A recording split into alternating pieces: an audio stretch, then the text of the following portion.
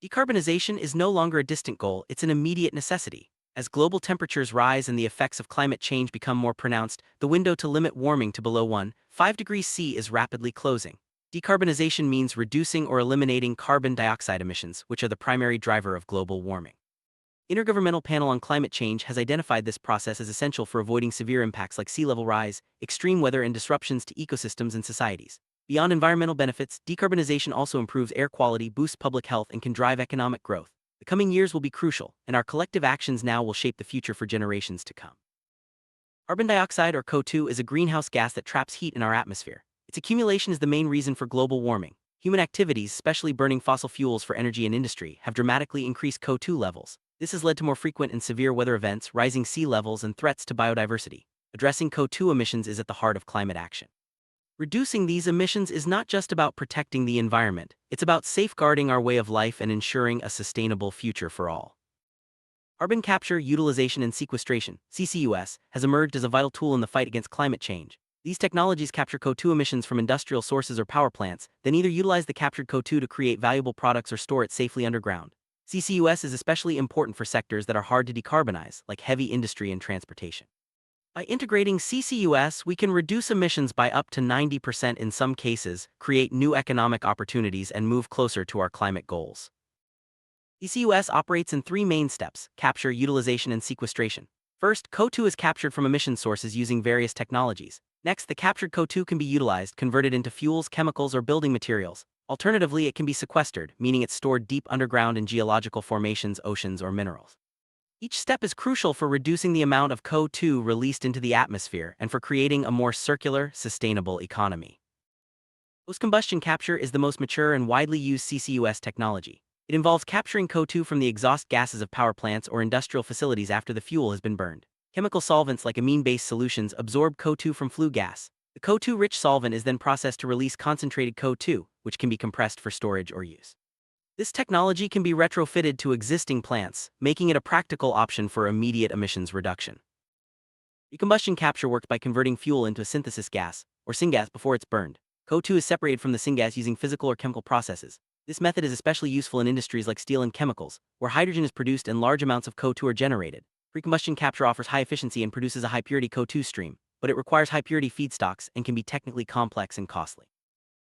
Oxyfuel combustion burns fuel in a mixture of oxygen and recycled flue gas, instead of air. This results in a flue gas stream that's mostly CO2 and water vapor, making CO2 capture easier and more economical. Oxyfuel combustion can improve energy efficiency and reduce nitrogen oxide emissions. However, it requires additional oxygen production and faces challenges with impurities in the recycled flue gas.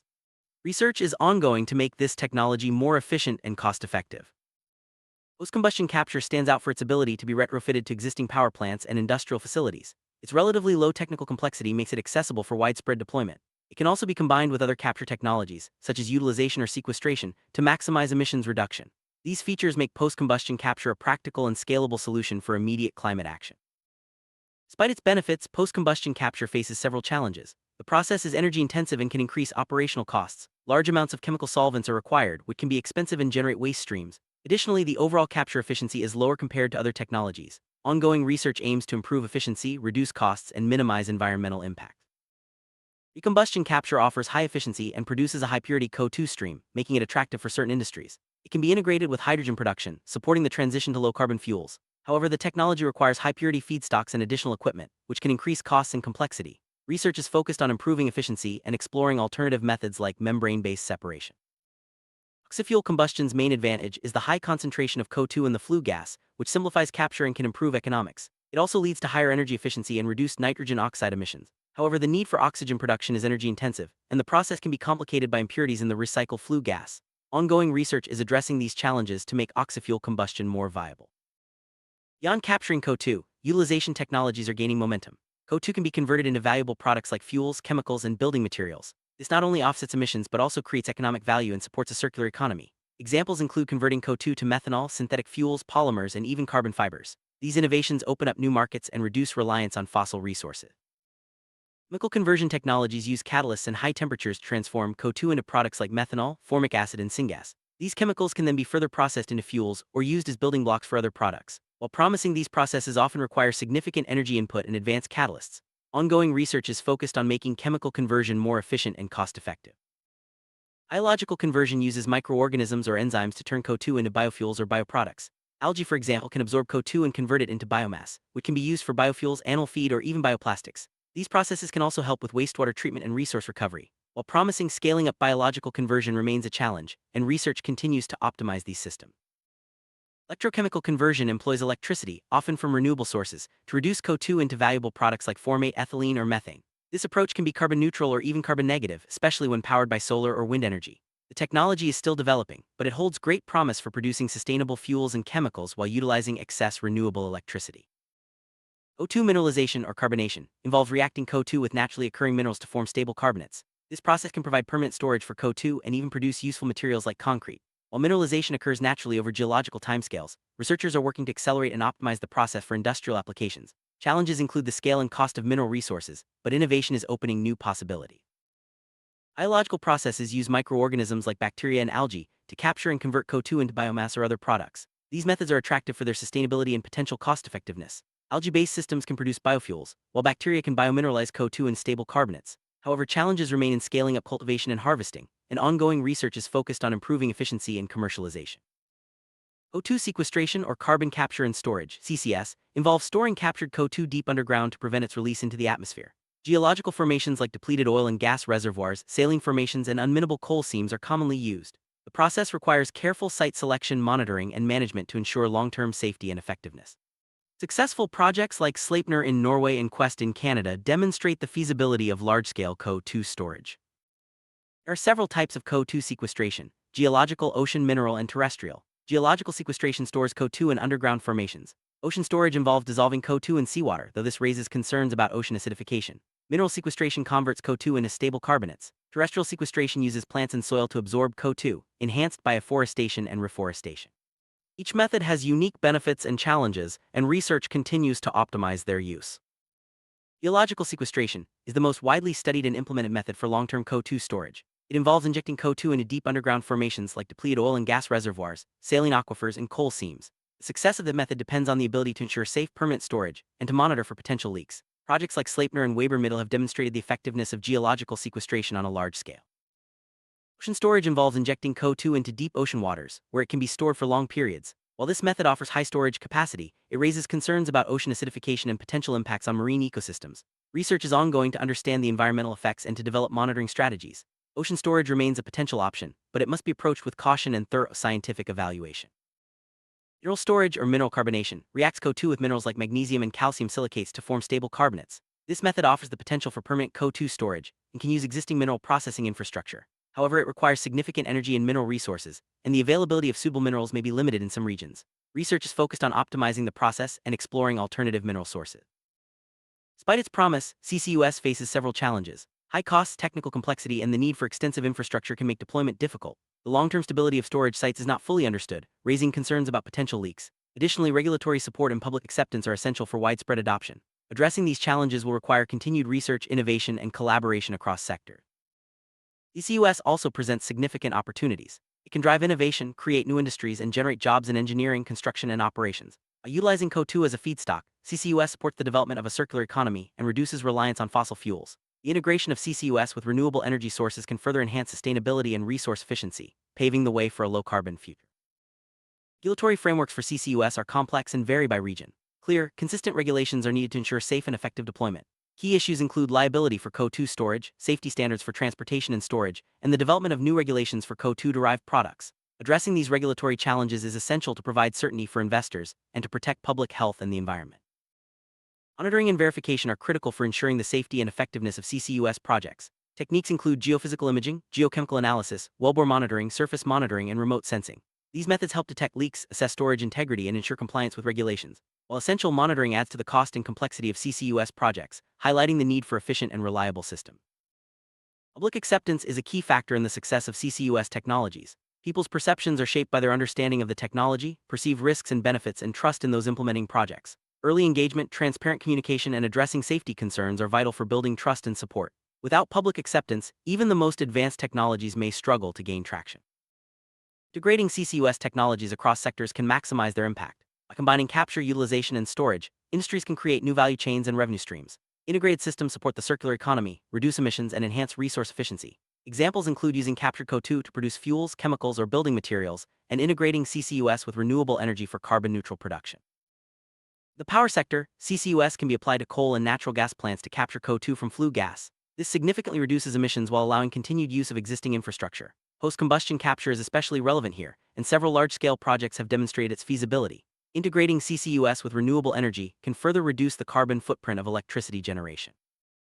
Industries like cement and steel are major CO2 emitters and difficult to decarbonize. CCUS offers tailored solutions for these sectors. In cement production, CO2 is captured during limestone decomposition. In steelmaking, CCUS captures emissions from iron ore reduction. These applications help reduce the carbon footprint of essential industries while maintaining their productivity. CCUS technologies can drive economic growth by creating new markets for CO2-derived products, reducing carbon taxes and emissions costs, and generating jobs. For example, converting CO2 to methanol or synthetic fuels opens up new value chains. The development and deployment of CCUS projects stimulate innovation and entrepreneurship, supporting a transition to a green economy. Petronova in Texas, USA, is a leading example of CCUS in action. Using post-combustion capture, the project captures up to 90% of CO2 emissions from a coal-fired power plant. The captured CO2 is transported via pipeline and injected into oil fields for enhanced oil recovery. Petronova demonstrates the technical feasibility and economic potential of large-scale CCUS deployment. Sleipner project in Norway is the world's first offshore CCS project. Since 1996, it has captured CO2 from natural gas processing and injected it into a deep saline aquifer beneath the North Sea. Sleipner has stored over 20 million tons of CO2, proving the long-term viability and safety of geological sequestration. Its success has inspired similar projects worldwide. West, located in Alberta, Canada, captures up to 1 million tons of CO2 per year from a bitumen upgrader plant. The captured CO2 is injected into a deep saline aquifer for permanent storage. Operational since 2015, Quest showcases the effectiveness of post-combustion capture and geological sequestration in reducing industrial emissions. Artfix in Iceland uses mineralization to capture and store CO2. The process mixes CO2 with water and injects it into basaltic rock formations, where it reacts to form stable carbonates. Carbfix has the potential to store up to 4 million tons of CO2 per year, offering a model for rapid and permanent CO2 sequestration using local geology. Air Capture DAC removes CO2 directly from the atmosphere, offering a pathway to negative emissions. Companies like Carbon Engineering, Climeworks, and Global Thermostat are pioneering DAC technologies. These systems use chemical processes to capture CO2, which can then be stored or converted into fuels. While currently expensive, DAC is a promising tool for offsetting hard-to-abate emissions. There are several main CO2 capture technologies: cryogenic, absorption, and membrane-based systems. Each has its strengths and limitations. Cryogenic methods offer high-purity CO2 but are less economical for dilute streams. Adsorption is cost-effective but energy-intensive. Absorption uses affordable solvents but requires large equipment. Membrane systems are energy-efficient but capital-intensive. Future advances may integrate these methods for optimal performance. CCUS projects have demonstrated technical feasibility and significant emissions reductions. However, high costs, technical hurdles, and public acceptance remain challenges. The Sleipner and Petronova projects show what's possible, but scaling up will require further innovation, investment, and supportive policies. Continued research and public engagement are key to overcoming these barriers. Future of CCUS is promising, with the global market expected to grow rapidly. Advances in technology are making capture, utilization, and storage more efficient and cost-effective. New applications like converting CO2 to renewable fuels or building materials are expanding the possibilities. Ongoing research is focused on improving safety, reliability, and scalability, ensuring CCUS can play a central role in global decarbonization. CCUS is especially important for sectors that are difficult to decarbonize, like cement, steel, and transportation. These industries are essential to modern life but produce significant emissions. CCUS enables them to reduce their carbon footprint without sacrificing productivity. By integrating CCUS, these sectors can continue to operate sustainably while contributing to global climate goals. Negative emissions technologies like bioenergy with carbon capture and storage (BECCS) and direct air capture (DAC) are crucial for offsetting residual emissions. BECCS combines bioenergy production with CO2 capture, while DAC removes CO2 directly from the air. These methods can help achieve net zero or even net negative emissions, supporting ambitious climate targets. Ongoing research is vital to advance CCUS technologies. Key areas include developing more efficient and less energy-intensive capture methods, improving CO2 utilization pathways, and ensuring the safety and reliability of storage sites. Innovations in materials, catalysts, and monitoring systems will help reduce costs and increase scalability, making CCUS more accessible worldwide.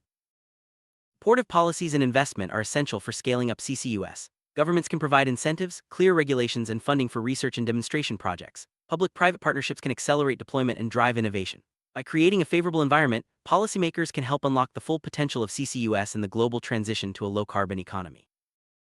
Engaging the public is crucial for the success of CCUS projects. Transparent communication, education, and early involvement can build trust and address concerns about safety and environmental impacts. By fostering dialogue and demonstrating the benefits of CCUS, stakeholders can gain the support needed for widespread adoption and long-term success. CCUS technologies are a cornerstone of global decarbonization efforts. They offer practical solutions for reducing emissions across multiple sectors, creating economic opportunities, and supporting the transition to a sustainable, low-carbon future. While challenges remain, ongoing research, supportive policies, and public engagement can help overcome barriers. By harnessing the full potential of CCUS, we can make significant progress in combating climate change and securing a better future for all.